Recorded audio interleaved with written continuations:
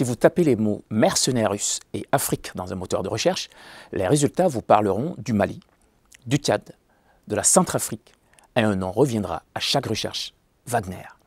Mais quelle est cette folie russe qui semble avoir envahi les pays africains en manque de gouvernement stable?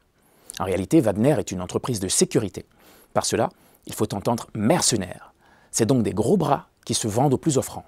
S'il est soupçonné que Wagner agisse au nom des intérêts du Kremlin lorsqu'il ne souhaite pas se mouiller, la version officielle en tout cas, c'est ce que la société privée opère en son nom propre et seulement. Souvenez-vous qu'on retrouvait déjà les gros bras russes au Soudan en 2013 lors de la guerre civile, mais aussi courant de l'année 2018. En République centrafricaine, ils sont impliqués depuis la même année, tantôt à la formation des groupes armés ou pour aider les forces armées gouvernementales et celles de l'ONU, afin de permettre la tenue d'élections présidentielles. Au XXIe siècle, certains pays africains ont encore besoin d'une force étrangère afin de tenir des élections chez eux. C'est pitoyable. Au Mali, les informations se suivent et ne se ressemblent pas. Certains parlent de contrats de milliards de francs CFA, d'autres refutent toute arrivée des Wagner dans le pays. La France s'inquiète de la possible incursion russe dans ce pays. Les raisons de son inquiétude ne sont pas aussi nobles que Jean-Yves Le Drian aimerait le faire croire. La France-Afrique serait-elle en train de vivre ces dernières heures et laisserait-elle place à ce que l'éditorialiste qualifierait de Russe-Afrique? Rappelons que les intérêts français au Mali sont nombreux. C'est là qu'est basée sa force Barkhane forte de plus de 5000 têtes. La France qui s'apprête à prendre la tête d'une coalition transnationale pour combattre le djihadisme dans la région du Sahel a tout intérêt à conserver sa position stratégique.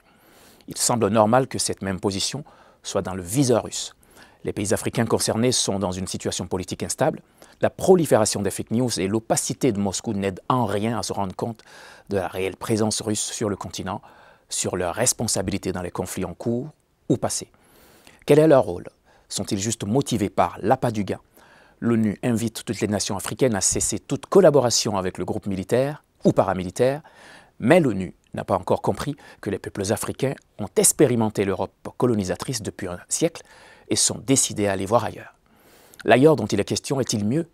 En tout cas, un peu comme les Français de Barkhane et les casques bleus de quelques Nations Unies, Wagner serait peut-être aussi responsable d'exactions armées, de violence et d'intimidation selon certaines sources.